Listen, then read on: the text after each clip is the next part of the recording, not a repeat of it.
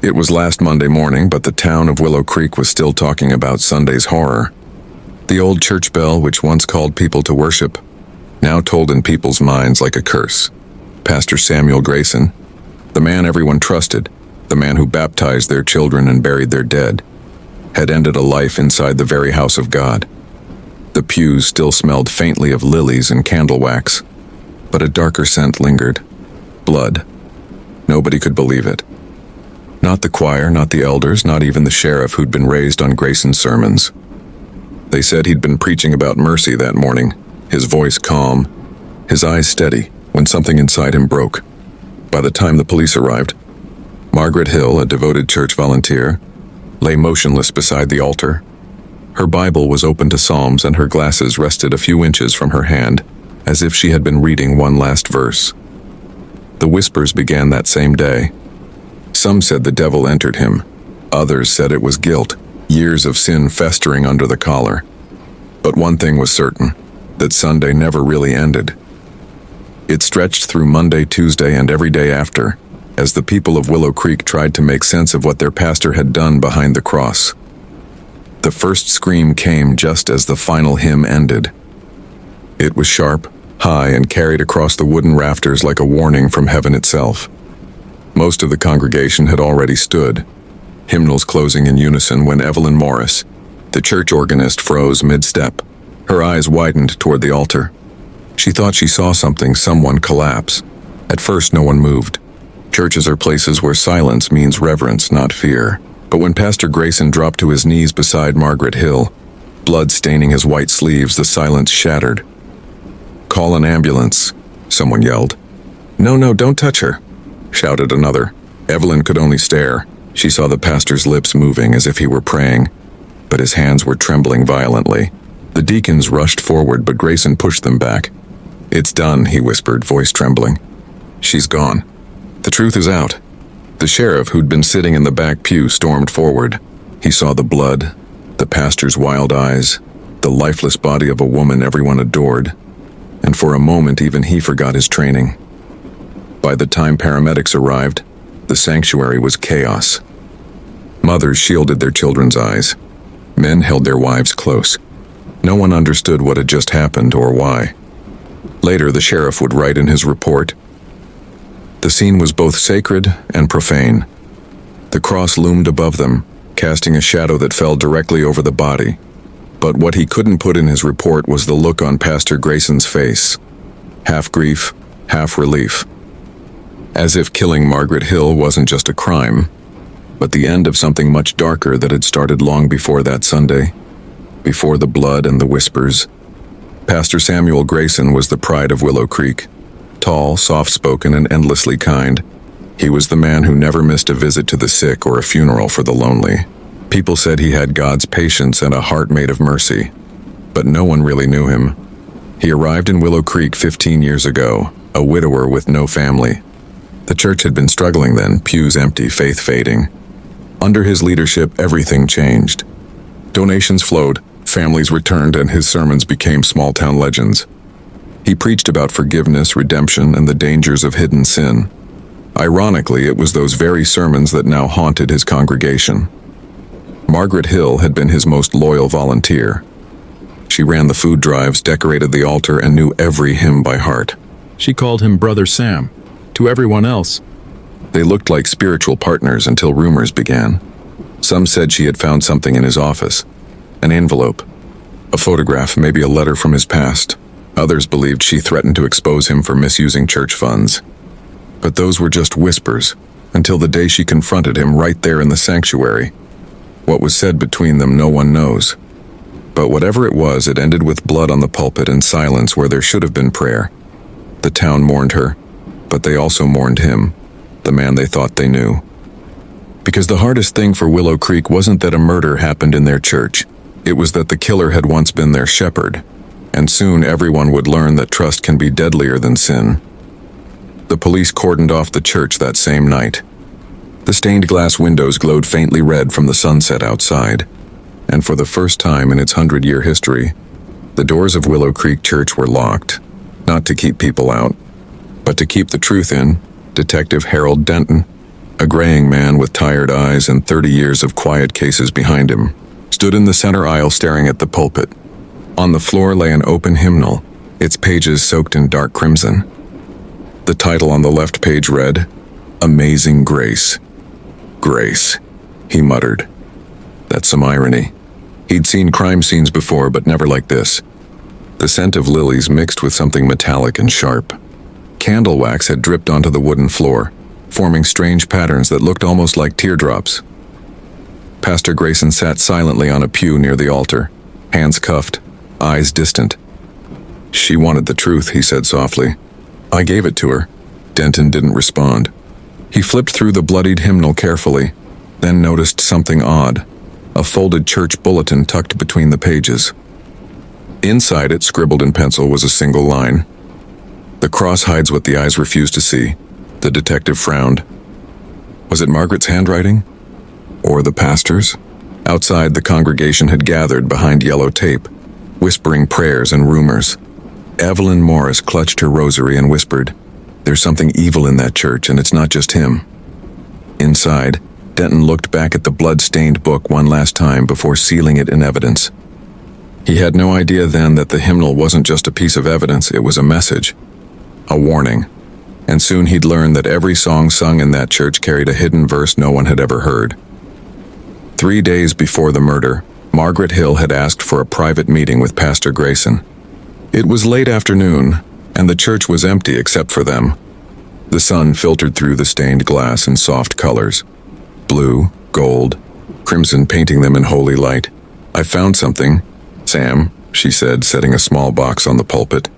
Grayson smiled gently. Margaret, you found something every week this year. Is it another donation envelope? She shook her head. Not this time, this is different. She opened the box. Inside was an old photograph, faded, creased, and decades old. It showed a young woman standing beside a man who looked eerily like the pastor, only younger and colder. Grayson's smile faltered. She came to me. Margaret continued softly. Before she died, she told me everything. The air grew heavy. Grayson's hand trembled slightly as he picked up the photograph. You shouldn't have this. I didn't mean to pry, Margaret said, her voice almost a whisper. But people deserve to know who you were before Willow Creek. That's when he stepped closer. His tone remained calm, but his eyes were different, sharper, distant. You don't understand, Margaret. You're trying to save souls that don't want saving. She backed away, frightened. Then maybe it's time they did. The next Sunday, she volunteered for the service as usual.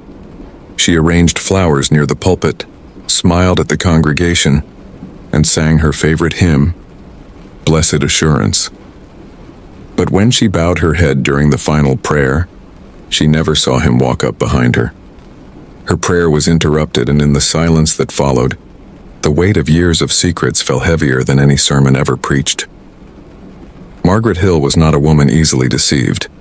Widowed young, she had built her life on faith, service, and truth. Everyone in Willow Creek loved her because she listened, and listening in a small town often meant hearing more than people wanted her to. It started months earlier. She noticed small things: donation envelopes missing, letters arriving from out of state with no return address, the pastor's sudden silences when certain names were mentioned. Then came the day she helped clean his office. Behind the rows of neatly stacked sermon notes, she found a locked drawer. And inside that drawer, once she borrowed the spare key from the janitor, she found the photograph. The woman in the picture was beautiful, maybe 30, with sorrow in her eyes. The man beside her wore a clerical collar, and behind them stood another church, not Willow Creek. The back of the photo carried a note. To Sam, forgiveness is not escape. Margaret's heart pounded. She didn't want to believe it, but she knew what this meant. She went to the local library that same evening, searching through old newspapers. What she found chilled her to the bone. A story from 20 years earlier about a young pastor's wife found dead under mysterious circumstances. The husband was never charged. The husband's name, Samuel Grayson. That night, Margaret didn't sleep. She prayed, wept, and wrestled with her conscience. The next morning, she decided to confront him, not to shame him, but to free him. But truth can be dangerous when it threatens to unmask a man who built his redemption on a lie. And so, On that fateful Sunday, when she stood in front of him with that photo tucked in her Bible, she wasn't just holding proof, she was holding his past. A past that refused to stay buried. Long before the yellow tape and flashing lights, Willow Creek Church had kept another kind of silence. Beneath the marble cross at the front of the sanctuary lay a small storage room, an old baptismal space that no one used anymore. The elders joked that even the spiders prayed down there. Detective Denton learned about the room from the janitor, who mentioned a trapdoor behind the communion rail. When the detective pried it open, a stale draft escaped like a sigh. His flashlight swept over dust, cobwebs, and the faint outline of a wooden chest. Inside were boxes of outdated hymnals, broken candle holders, and a bundle of letters tied with a crimson ribbon. The handwriting was unmistakably Pastor Grayson's. Each envelope bore a woman's name, Clara. The earliest was dated 22 years ago. The words inside were desperate confessions full of love and regret. The last one ended abruptly. "If you ever forgive me, let the cross stand. If not, bury this with the rest." Denton felt the chill crawl up his spine. Clara, was that the same woman from the photograph? If so, these letters weren't just sentimental. They were evidence of a life that had gone terribly wrong long before Margaret Hill ever set foot in this church. As he resealed the chest, the detective heard footsteps echo above him, soft, careful, almost reverent. Someone else knew about this place. When he emerged, the sanctuary was empty, yet a single candle flickered near the pulpit, its flame bent sideways as if disturbed by a passing breath. He didn't know it yet, but the secrets buried beneath that cross were about to bring the whole church down. Every Thursday evening, the choir gathered to practice hymns for Sunday service. The week after the murder, they still met, out of habit more than faith. The chairs creaked, voices quivered, and every eye darted toward the closed office door at the end of the hallway. Evelyn Morris sat at the organ bench, her hands trembling above the keys. "He used to stand right there," she said softly. "He'd nod for tempo, smile when we missed a note." "Maybe we shouldn't be here," muttered Deacon Howard. "It feels wrong," but Evelyn shook her head. "If we stop singing, the church dies twice." Then she noticed something. The office door, Pastor Grayson's old office, was cracked open. A faint humming came from inside like static on a radio. The choir members exchanged uneasy glances. Evelyn stepped forward, heart pounding. On the pastor's desk sat a small tape recorder, the kind used to record sermons. The red light blinked faintly. She pressed play, at first only silence. Then Grayson's voice filled the room. "Forgive me, Lord, for what I'm about to reveal." Gasps rippled through the choir. He sounded calm, almost resigned. "If anyone finds this, know that Margaret was never meant to suffer. She uncovered the truth about Clara, about what really happened 20 years ago. And I couldn't." The tape cut off with a hiss. No one spoke. Evelyn turned the recorder off, her fingers icy. "We have to give this to the police," she whispered. But before anyone could respond, the hallway lights flickered, and the back door slammed shut. Someone else was in the church, and they didn't want that tape leaving the building. By morning, the recorder was gone. Detective Denton returned after receiving Evelyn's frantic call, only to find the desk empty, drawers ransacked, and the office window pried open. The choir members swore the tape had been there the night before. Now there was only a scrap of ribbon on the floor, the same crimson ribbon that had bound the letters below the cross. Who else had keys to this room? Denton asked. Evelyn hesitated. Only the elders and the assistant pastor. Assistant Pastor Caleb Hunt was 35, earnest and fiercely loyal to Grayson. When questioned, he insisted he knew nothing about any tape. Pastor Sam was a broken man, he said. He was trying to protect the church, not destroy it. But Denton noticed the young man's shaking hands and a thin scratch on his wrist, as if from breaking a window latch. That afternoon, the detective drove to Hunt's house on the edge of town. The curtains were drawn tight. On the kitchen table sat a single Bible and a note. "Truth belongs to God, not to men." A quick search revealed nothing else. No tape, no evidence, until Denton looked inside the refrigerator. There, wrapped in plastic, was the missing recorder. Cold, silent. He played it right there, breath held. The voice returned. "If this confession reaches the wrong ears, the church will crumble.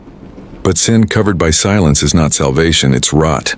The tape ended again abruptly with the sound of footsteps and a woman's gasp. Denton shut it off. He finally understood. This wasn't just about one killing. It was about a chain of secrets, each link forged by guilt and faith twisted together. And somewhere in Willow Creek, someone was still protecting those secrets, someone willing to kill for them again. For as long as anyone could remember, faith was Willow Creek's heartbeat. People prayed before meals, left their doors unlocked, and trusted that their pastor spoke for God himself. But after that Sunday, the prayers changed. No one prayed for peace anymore. They prayed for truth and protection. Detective Denton noticed it first when he walked down Main Street. Every porch light was left on at night. Church members crossed the street rather than make eye contact, and every conversation began with the same question whispered behind cupped hands. Do you think he was possessed? Fear had replaced faith. The church reopened 2 weeks later for what the elders called a service of healing. It was supposed to be about forgiveness and moving forward. Yet as the congregation filled the pews, no one sat near the front. The blood had been scrubbed away, the hymn books replaced, but the memory lingered like an invisible stain. Evelyn Morris played the organ softly, her fingers shaky. Every note seemed heavier, slower. When she looked up, she saw Detective Denton standing near the back, watching everyone.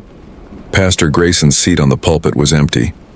Instead, Assistant Pastor Caleb Hunt stepped up to speak. "Brothers and sisters," he began, voice trembling.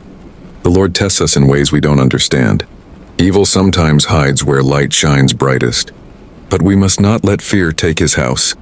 A murmur swept through the crowd. Some nodded. Others wept. Then, as Hunt spoke about forgiveness, Evelyn noticed something chilling. The large wooden cross behind the pulpit tilted slightly, as if something beneath it had shifted. Denton saw it too. After the service, he quietly asked the custodian about it. The man looked pale. "It started leaning last night," he whispered. "I thought it was the wind." But there was no wind inside the sanctuary. Later that evening, as the church emptied, Denton stayed behind. He ran his hand over the base of the cross and heard a faint creak from beneath the floorboards. Faith had turned to fear because, deep down, the people of Willow Creek sensed what Denton now knew. The church itself was hiding something it didn't want. Found where Willow Creek used to be the kind of town where everyone showed up to bake sales and funerals alike. Now it was two towns wearing the same name. On one side were the faithful, those who believed Pastor Grayson had been a victim of spiritual warfare, a man overtaken by unseen evil. On the other side were the realists who saw him as nothing more than a murderer who used religion to hide his sins. Coffee shops became battlegrounds. Neighbors stopped waving. The mayor tried to calm things by holding a unity meeting in the school gym, but it turned into a shouting match. Evelyn sat in the back, hands clenched, listening to accusations fly. "He preached mercy while killing one of our own," shouted a man from the faithful side. "And yet you still kneel at his altar," another replied. When someone accused Margaret Hill of provoking the pastor, Evelyn stood. "Enough!" she cried. Margaret was a good woman. She didn't die for sin, she died for truth. Silence followed. The mayor tried to move on, but the damage was done. The next day, someone defaced the church sign. No mercy left. Meanwhile, Detective Denton was running into his own wall of division. Every witness contradicted the last. Some swore they'd seen Margaret arguing with Grayson days before her death. Others said she was planning to leave town. The assistant pastor's alibi shifted each time he was questioned. Denton's gut told him something larger was in play, something involving those old letters and the missing years before Grayson arrived in Willow Creek. Then came the break. An anonymous envelope slid under his office door. Inside was a faded church program from 20 years ago, and a photograph. It was the same woman, Clara, from the hidden letters. Only this time she wasn't smiling. Her image was blurred as though caught mid-motion, but her eyes stared straight into the camera, wide with fear. On the back was written, "She tried to expose him too." Denton leaned back in his chair, the envelope shaking in his hands.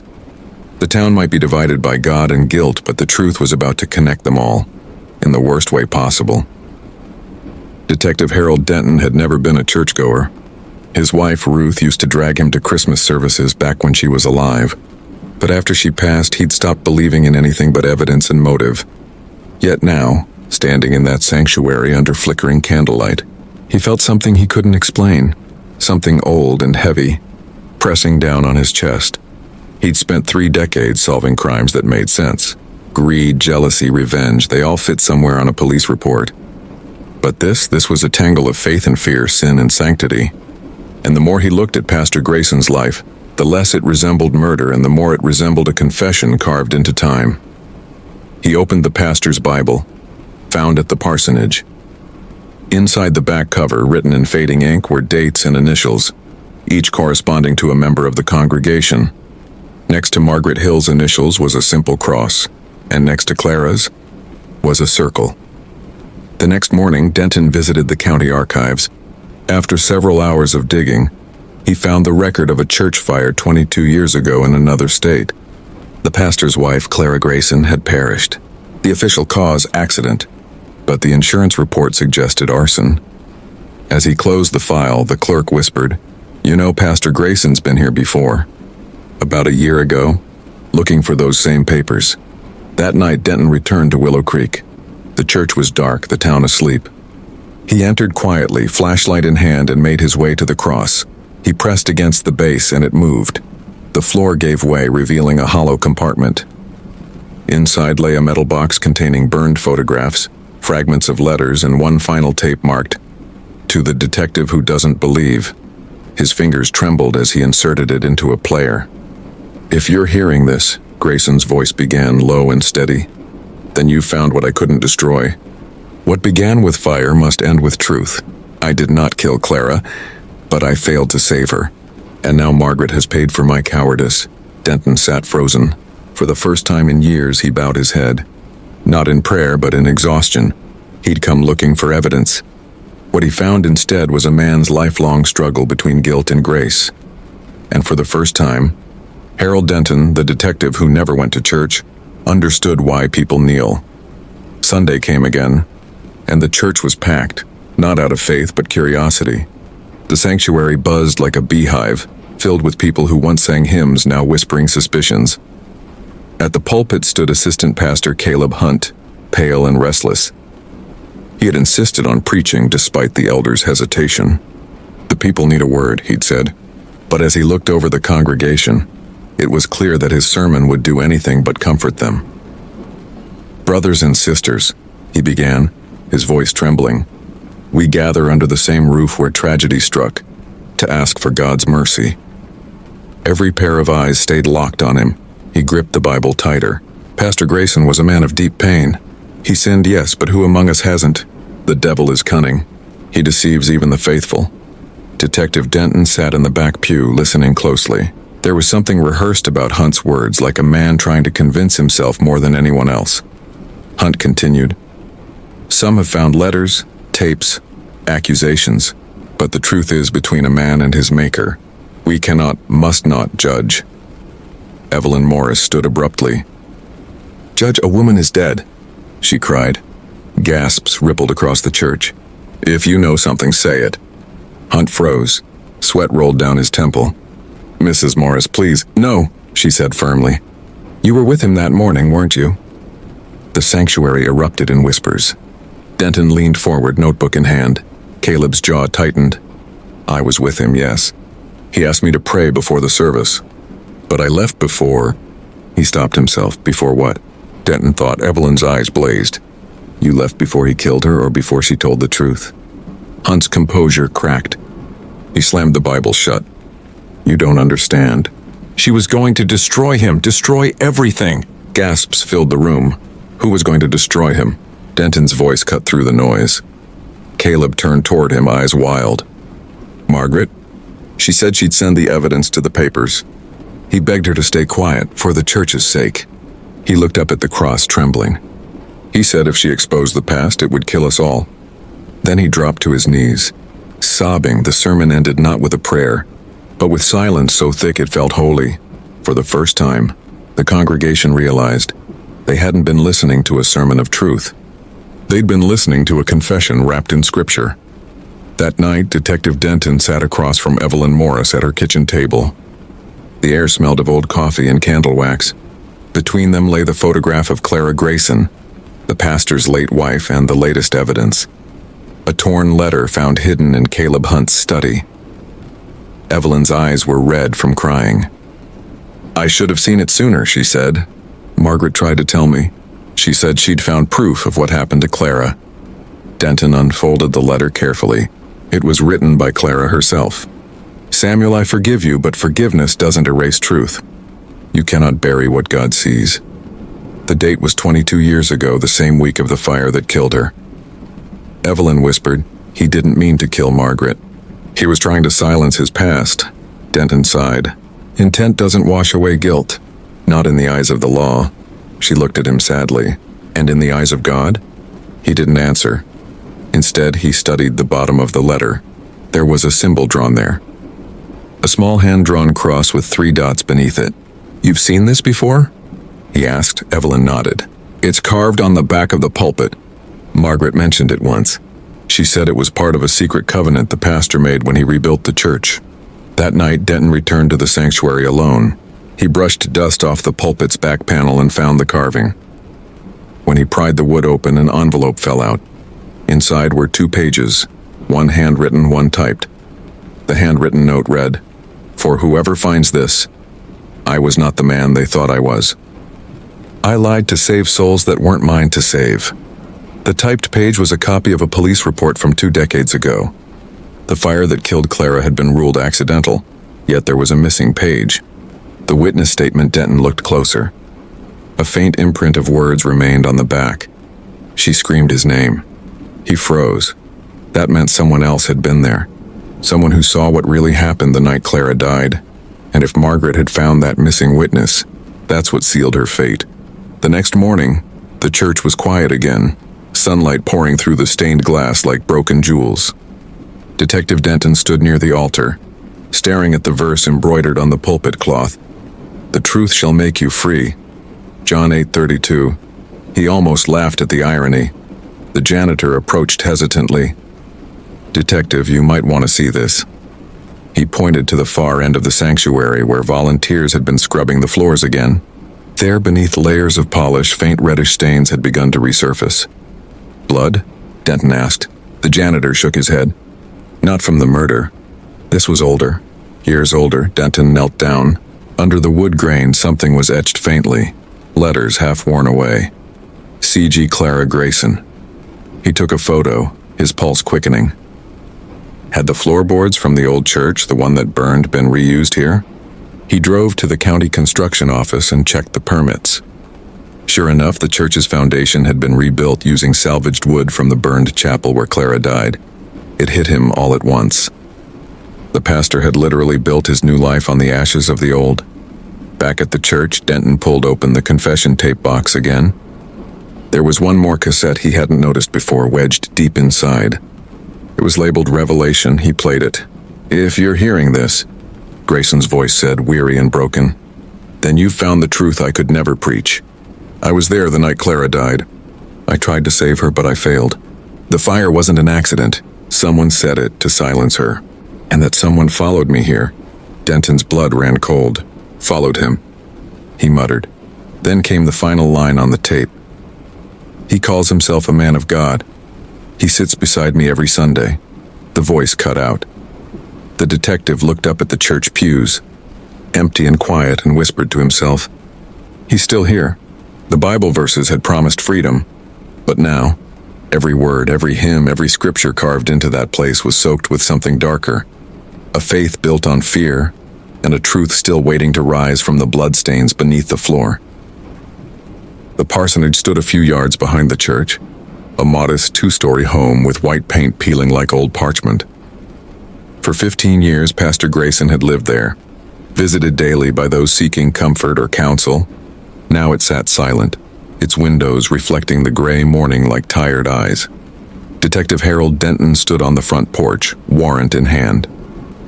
The wind rustled the ivy creeping up the porch rails. He had been in dozens of houses like this, where faith and fear shared the same roof, but none had ever felt so heavy. He opened the door. The house smelled faintly of cedar and candle wax. Sermon notes were stacked neatly on the desk, Bible verses framed on every wall. It all looked pure, almost too pure. Denton's instincts told him there was another story beneath the decor, one Grayson never preached. He started upstairs. The master bedroom was spotless. Sheets tucked tight, curtains drawn, not a thing out of place. But on the nightstand sat something that didn't belong, a single teacup with lipstick on the rim. He frowned. Grayson lived alone. He lifted it carefully. A faint scent of lavender lingered, the same perfume Margaret Hill always wore. So she had been here. Recently. Downstairs, he found a small locked cabinet near the kitchen. After some prying, it opened with a groan. Inside were cassette tapes labeled only with dates, years worth of them. The earliest one read 2003, the year Grayson arrived in Willow Creek. He played one on his handheld recorder. The pastor's voice filled the room. "Forgive me, Father, for the weight I carry. Each Sunday I speak of truth, but I live with deceit. The cross is my shelter and my cell." Denton's throat tightened. These weren't sermons. They were private confessions, the kind a man makes when he no longer trusts anyone but his own God. He listened on. "Clara's voice still calls in my dreams. I see the fire, the smoke. And him standing in the doorway. Him?" Denton whispered. "Who's him?" He rewound the tape, listening again, slower this time. "And him, my brother in Christ. The one who swore to keep the secret." Denton froze. Grayson wasn't alone that night 20 years ago. Someone else had been there, someone still part of the church. Just then he heard a noise from outside, a car door slamming. Through the window, he saw Assistant Pastor Caleb Hunt walking up the path holding a Bible. Denton slipped the tape into his coat pocket and stepped toward the door. "Morning, Pastor Hunt," he said evenly. "Didn't expect you." Caleb smiled weakly. "I come here to pray sometimes. It still feels like..." "He's here." Denton studied him carefully. The man's hand shook slightly. "You knew he kept recordings?" Hunt hesitated. "Recordings?" His eyes darted to the cabinet. "No, sir. You're lying," Denton said quietly. "He mentioned you. Called you his brother in Christ." Caleb's face went pale. "Detective, you don't understand." But before he could finish, his voice cracked. Tears welled in his eyes. "He made me promise. Said if the past ever came out, it would destroy everything we built." Denton's tone softened. "What did you promise, Caleb?" "To protect the church," he whispered. "Even if it meant protecting a sin." For the first time, Denton saw it clearly. The real tragedy wasn't just murder. It was loyalty, twisted by fear and faith until right and wrong looked the same. Behind those closed doors, the parsonage had never been a home. It was a prison built on promises. 6 months later, the courthouse overflowed. Reporters lined the steps, microphones in hand, as if a celebrity had been resurrected. But this wasn't fame. It was faith on trial. The headline read, "Pastor Grayson pleads guilty to manslaughter in death of Margaret Hill." Inside, every pew-like bench was filled. The faces of Willow Creek, some tearful, some defiant, watched as the man who once led them now sat in chains, head bowed. Caleb Hunt sat in the front row, hands clasped tight. Evelyn Morris sat behind him, eyes fixed forward, silently praying that justice would finally bring peace. Detective Denton took his seat near the aisle. He had testified the previous day, recounting the tapes, the letters, and the fire that had shadowed Grayson's life for 2 decades. What haunted him wasn't the evidence. It was the pastor's face when he listened to it all played back in court. He hadn't denied any of it. He simply whispered, "It's all true." When the judge entered, the room fell silent. The prosecutor rose first. "Your Honor, this is not just a crime of passion. This is the consequence of years of deceit, a man who wore the cloth while carrying unconfessed sin." Then came the defense. The young lawyer, voice calm, said, "Pastor Grayson is not asking for mercy. He's asking for truth to finally breathe. He lived in guilt so long that even God's house became a confessional he could never leave." The crowd shifted uncomfortably. Faith was being dissected in front of them, and no one liked how it looked under the light. When it was Grayson's turn to speak, he rose slowly.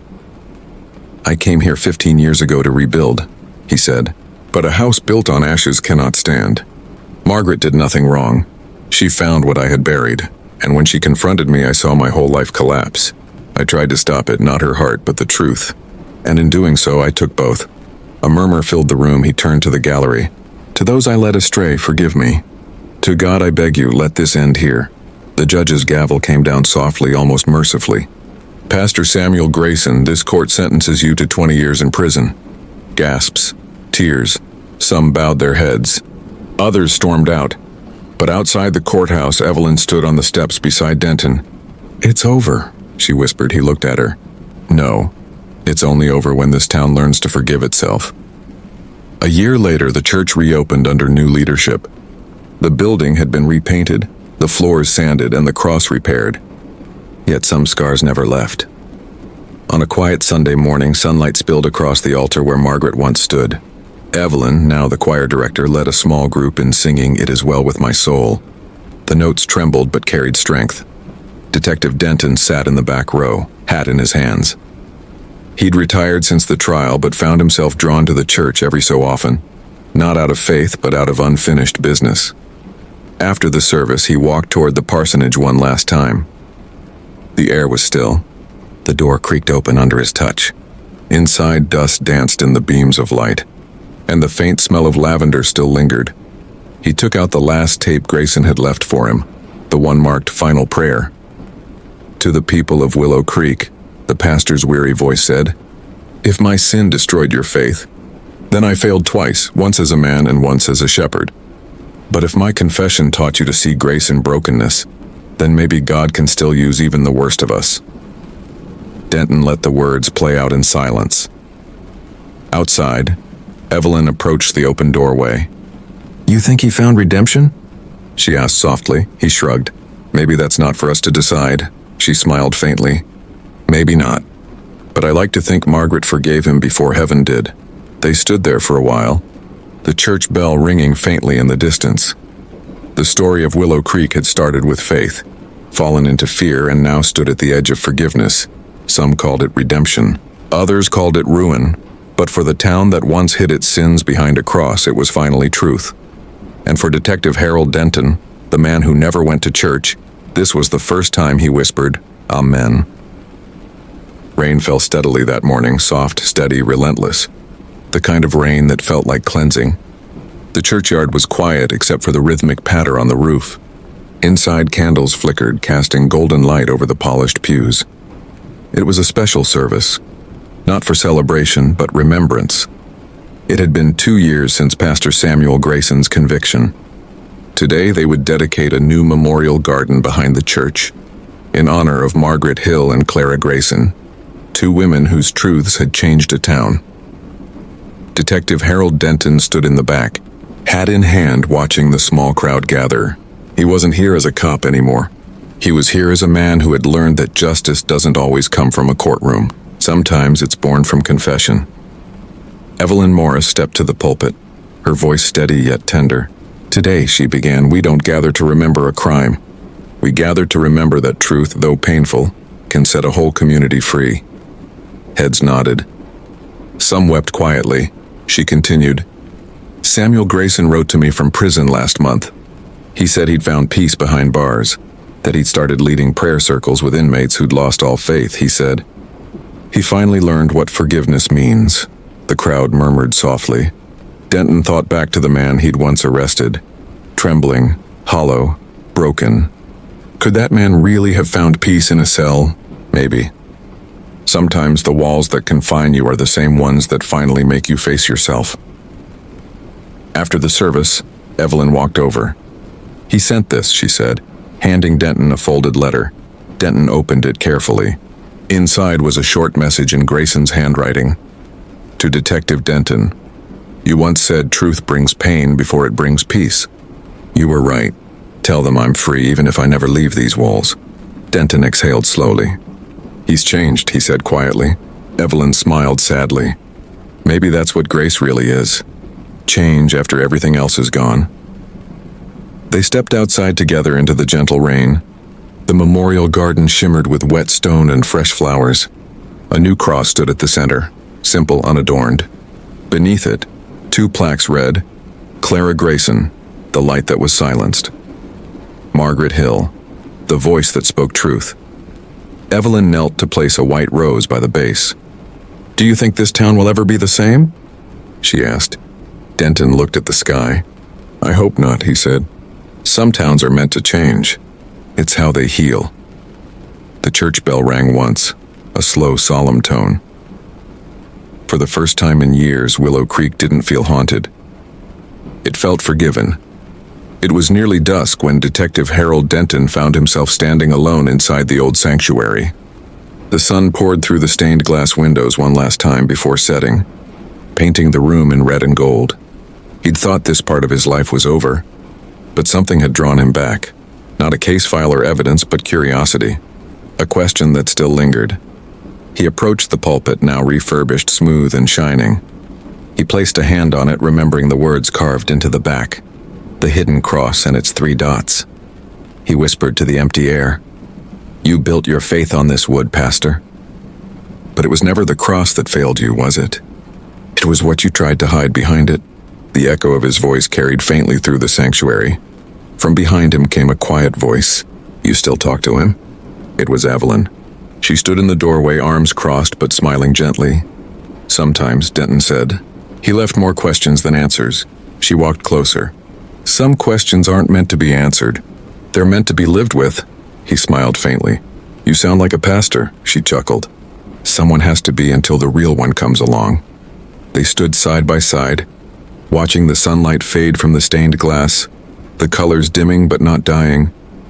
Evelyn said softly, "Do you ever wonder if God lets things fall apart so we can see what they were really built on?" Denton thought for a long moment. Maybe. Maybe he lets the cross crack so the truth can shine through. As the last beam of sunlight hit the altar, something caught his eye, a small glint of metal tucked beneath the base of the pulpit. He crouched down and pulled it free. It was an old key, rusted but engraved with a single word, "Redeemed." He turned it over in his palm. "Guess he left one last message," Evelyn smiled. "Maybe it's not a message, Harold. Maybe it's a reminder that even when the cross hides a crime, it can't hide grace."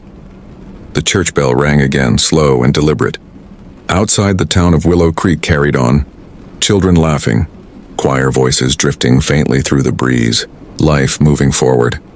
Denton pocketed the key, gave one last look at the pulpit and whispered, "Amen." He stepped outside into the cooling air, the sun finally slipping below the horizon.